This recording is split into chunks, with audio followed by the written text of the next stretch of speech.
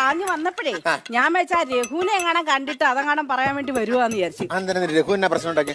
അയ്യോ എന്റെ തോന്നലായിരിക്കാം. രഘുവിനെ കണ്ടപ്പോ നിനക്ക് എന്താ തോന്നി? അതല്ലേ എനിക്ക് അങ്ങനെ തോന്നിയതായിരിക്കാം. എന്താ തോന്നി?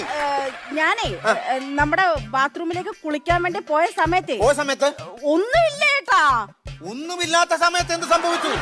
അങ്ങനല്ല, ഞാൻ അവിടെ കുളിക്കാൻ പോയ സമയത്ത് നീ പറടി എന്റെ ചോര തിളച്ചു വരെ ഇച്ചിരി ചായപ്പൊടി ഇട്ടപ്പോ ചോര ചായ കുടിക്കാം.